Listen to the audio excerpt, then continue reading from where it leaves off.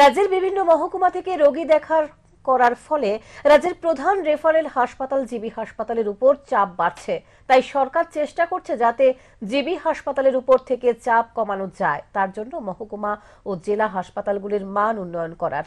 Teresa diagnostic সেন্টারের ২৬তম প্রতিষ্ঠা দিবস উপলক্ষে আয়োজিত রক্তদান শিবিরে এই কথা বলেন মুখ্যমন্ত্রী ডাক্তার মানিক সাহা।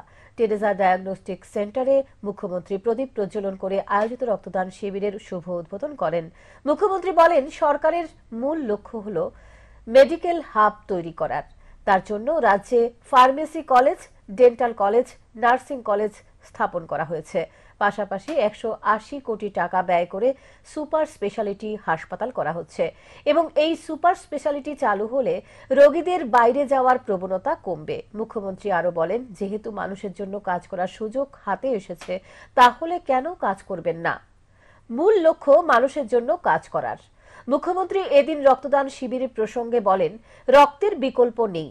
একজন ব্যক্তির রক্ত দিয়ে ৪ জন মুমূর্ষ রোগীর প্রাণ বাঁচানো যায়। মুখ্যমন্ত্রী বলেন, বছরে ৪০,০০০ ইউনিট রক্তের প্রয়োজন হয়। তাই রক্তদানে সকলকে এগিয়ে আসতে হবে, না হলে রক্তের সংকট বেড়ে যাবে। তবে রক্তদানে এগিয়ে আসার পাশাপাশি মনে রাখতে হবে রক্তের সাম্যতা যাতে বজায় থাকে। আয়োজিত রক্তদান শিবিরে মুখ্যমন্ত্রী ছাড়াও উপস্থিত ছিলেন আগরতলা পুর নিগমের মেয়র দীপক মজুমদার, স্বাস্থ্য অধিকর্তা সঞ্জীব কুমার দেববর্মা সহ অন্যান্যরা। যারা কোনো এরকম সেন্টার আমাদের হসপিটাল করা যায় কিনা, তাহলে এর উপরে অনেকটা প্রেশার কমবে। আমাদের ডিস্ট্রিক্ট হসপিটালগুলো যেগুলো আছে সেগুলোকে স্ট্রেংথেনিং করার চেষ্টা করছি যাতে এখানে রেফার কম হয়। এবং আপনারা নিশ্চয়ই জানেন যে এর মধ্যে ট্রমা সেন্টার আমাদের 4টা জায়গার মধ্যে অলরেডি ট্রমা সেন্টার আমরা করেছি। আরো একটার মধ্যে প্রায় ধর্মনগর সেটাও শুরু হওয়ার পর কার্ডিয়াক সেন্টার করেছি আমরা সাথে। তো সেইভাবে যদি আমরা স্ট্রেংথেনিং আমরা করি এবং আশা করি তাহলে আগরতলা গভর্নমেন্ট মেডিকেল কলেজের উপর প্রেশারটা কম হবে।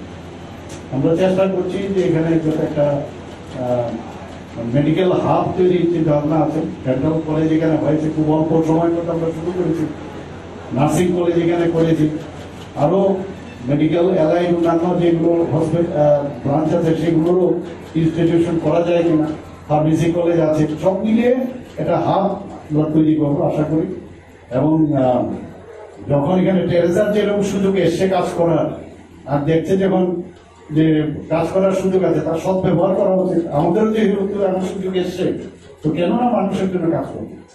সেই চিন্তা ভাবনা নিয়ে আমাদের এবার 2 বছর আমার পূর্ণ হলো মুখ্যমন্ত্রী হিসাবে 2বার।